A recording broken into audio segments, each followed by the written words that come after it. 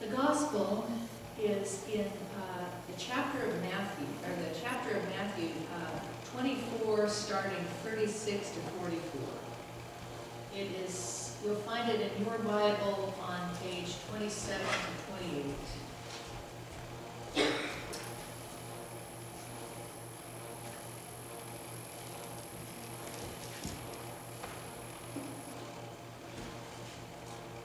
Jesus says, "But about that day and hour no one knows, neither the angels of heaven nor the Son, but only the Father. For as the days of Noah were, so will be the coming of the Son of Man. For as in those days before the flood they were eating and drinking, marrying and giving in marriage, until the day Noah entered the ark, and they came and they knew nothing until the flood came and swept them all away. So too will be the coming of the Son of Man. Then two will be in the field. One will be taken and one will be left. Two women will be grinding meal together. One will be taken and one will be left. Keep awake, therefore, for you do not know on what day your Lord is coming. But understand this, if the owner of the house had known in what part of the night the thief was coming, he would have stayed awake and would not have let his house be broken into. Therefore, you also must be ready, for the Son of Man is coming at an unexpected hour."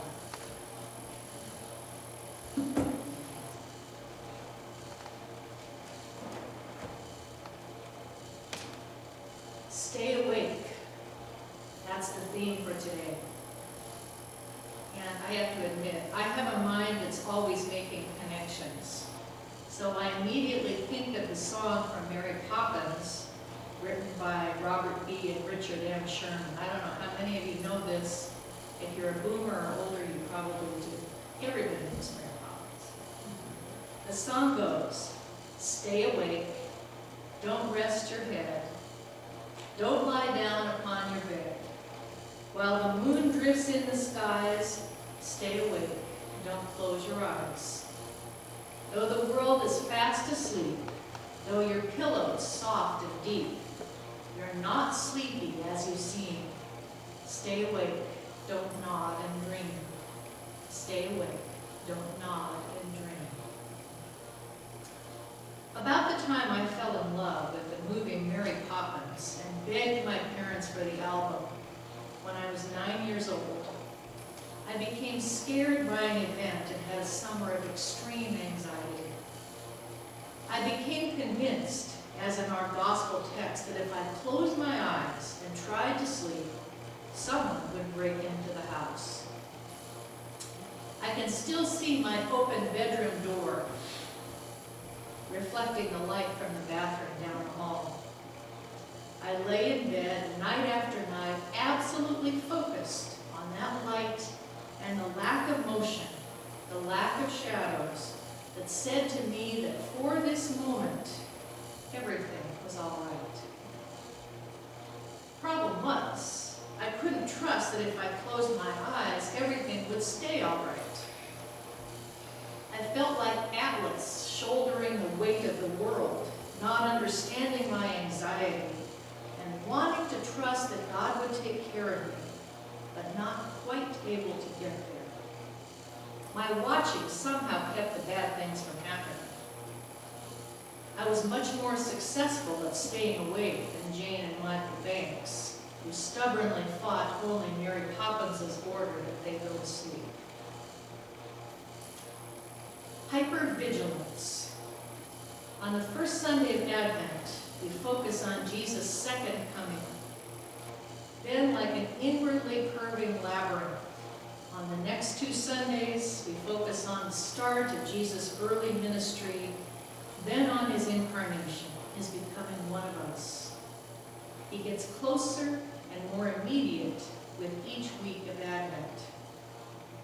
But on this first Sunday, we're out on the edges, looking for what has not yet happened, trying to handle free-floating anxiety, because Jesus uses the parable of the thief in the night to explain what his return will be like.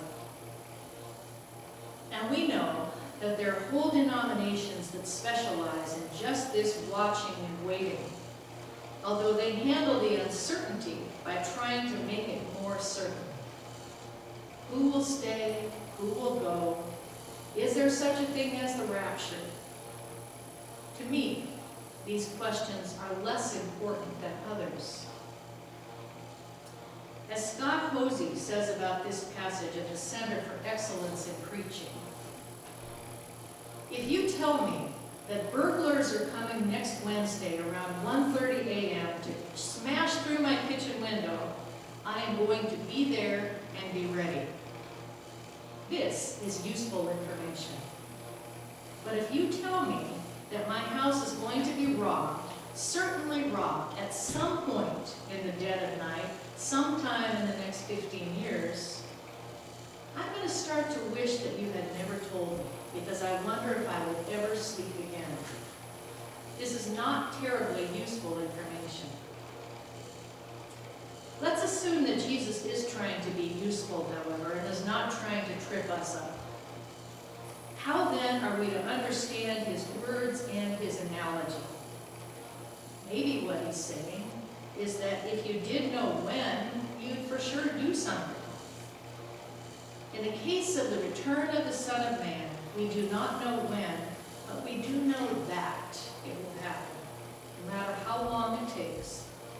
And surely this information is useful on some level too, because we overextend Jesus' imagery if we make Jesus' return out to be something as bad and unhappy as a burglar. There's a saying, there's a saying that goes, if I knew the world would end tomorrow, I would plant a tree today. Or, to bring the idea to bear on our gospel text, if I knew the world would end tomorrow, like Noah and his family, I would continue eating and drinking, marrying and giving in marriage, and even sleeping until I understood that I needed to do something different. The difference would be in my attitude. I would continue living in the present, but with hope for the future, born of my faith in the one who, out of love, gives me and all other creatures life. This wild, unpredictable, sometimes painful, but always glorious life. There's a TV commercial by Allstate that came out several years ago. Maybe you've seen it. A young girl's voice says these words: "There are man-eating sharks in every ocean, but we still swim. Every second, somewhere in the world, lightning strikes, but we still play in the rain. Poisonous snakes can be found in 49 of 50 states, but we still go looking for adventure. A car can crash, a house can crumble, but we still drive and love coming home. Because I think deep down we know all the bad things that can happen in life, they can't stop us from making our lives good." I love these words, up until the last couple of lines, and then I would amend them. I would say instead, because I think deep down we know all the bad things that can happen in life, they can't stop us from living in hope and courage with God's help. Because we never completely succeed in making our lives good. If we delude ourselves into thinking we have succeeded, then we aren't staying awake. An article just came out in the British newspaper The Guardian that says that light pollution is a strong cause of the rapid decline of insect populations. Artificial light is destructive for many reasons. Fireflies' mating signals are obscured, for example, and insects are more easily seen by those who prey on them, and moths are lured to their deaths around bulbs. article, the most familiar impact of light pollution is moths flapping around a bulb, mistaking it for the moon. 1/3 of insects trapped in the orbit of such lights die before morning, according to the work cited in the review, either through exhaustion or being eaten. Now, light pollution is fairly easy to prevent. We just need to turn off unnecessary lights and use shades that stop inside light from being seen outside. But experts warn that this loss of insect population is truly serious.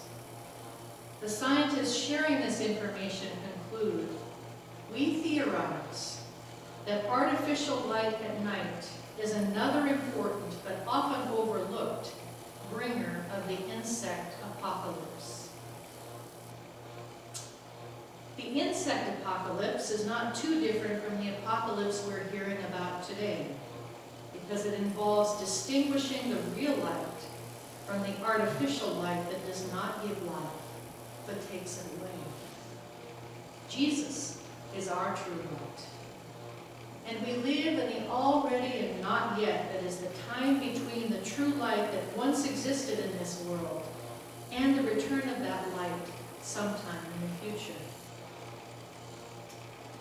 Pastor Laura Thielander, in a short meditation on this text, highlights one stanza of a hymn called As the Dark Awaits the Dawn. The hymn says, as the dark awaits the dawn, so we await your light. O star of promise, scatter night, loving bright, till shades of fear are gone. She continues, it's an increasingly rare experience these days to find oneself immersed in enough darkness to be able to see the stars in the sky. More and more of us live in cities and towns where bright lights shine 24/7 upon our streets and buildings. In our homes, the glare of computer screens and personal electronic devices reflect on our faces as we keep ourselves busy with both work and play. We may hope these lights would shield us from experiencing darkness where fears and anxieties reside, but they also often keep us from seeing the Advent star of promise. As we enter this season of Advent, we're invited to go off the grid for a time, to enter the darkness that surrounds us and await God's coming. May this season rekindle our deep desire for the only true light that can scatter our fears. The true light is coming. All the artificial lights give us a false sense of security, just like the poor insects that are lured there. If I were able to give my 9-year-old self a message, it would be this. Turn out the bathroom light, close your eyes, trust that Jesus is here for you now, and will be here again at the end. There's a difference between hypervigilance and anticipation. We already know the one who is coming tomorrow or in 1,000 years. The hour may be unexpected, but his presence is not. Waking or sleeping, we watch for the light. May the peace of the Son of Man banish your fear.